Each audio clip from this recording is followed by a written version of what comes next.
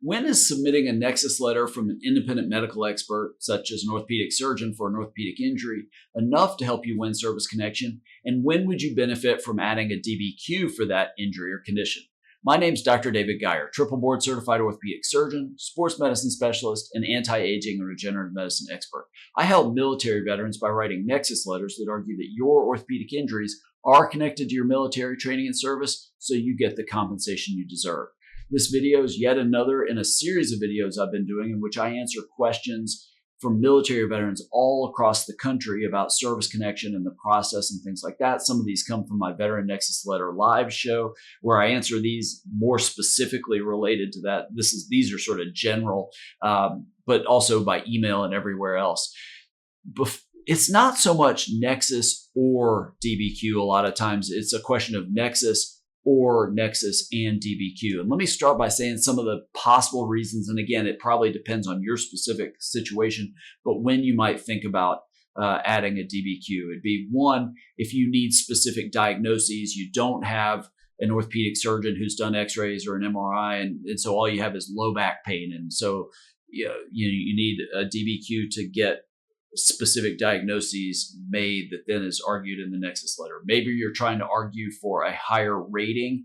At least when I do DBQs, I don't know if everybody does this. They probably don't, just based on the DBQs I see that come, again, because so many, overwhelming majority of the veterans who reach out to me have been denied for a condition before they reach out to me. And when I see the DBQs, they don't usually do this, but I like to take the exam I do, plug those numbers into the VA's formulas, and at least calculate a rating. Doesn't mean the C&P examiner necessarily will use it, but I have found that to be helpful. Sometimes, and I've had VSOs tell me this, I don't think it's always the case, but sometimes if you've never filed this claim before, you haven't had a C&P exam, and you do a DBQ with somebody that's a specialist in that area, and it's likely that the VA examiner will not be a specialist in that area.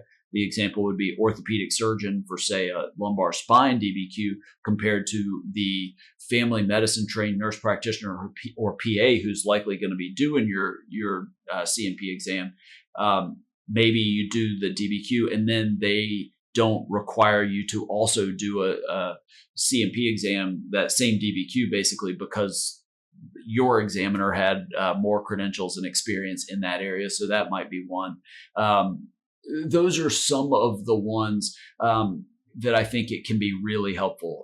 There are probably other scenarios, but again, it depends on specific circumstances related to your claim. So it's always helpful to reach out to whoever you're going to work with. How good of a case do you have? Do you need that DBQ to show that the person, your expert opinion, also did an exam and sort of knows your case better? There can be lots of reasons, but it a lot of times depends on the specifics of your case. Now, if you're interested in learning more about the disability claims process, you can get a free copy of an ebook I wrote, The 8 Most Common Reasons the VA Denies Service Connection for Disability Claims and How You Can Beat Them. Just click the link in the description below this video. Make sure to subscribe to this channel, click the bell to be notified when I release a new video and when I start my Veteran Nexus Letter live shows where I answer these questions, but a lot of times in a little bit more detail than I do here. If you're interested in a Nexus Letter, DBQ, or whatever you need for your disability claim, you can click the link in the description below this video. Read more about working with me and working with my team. We try to make the process simple and quick, and I try really hard to do work that gives you the best chance of success in your claim. Thanks for watching, and I look forward to working with you.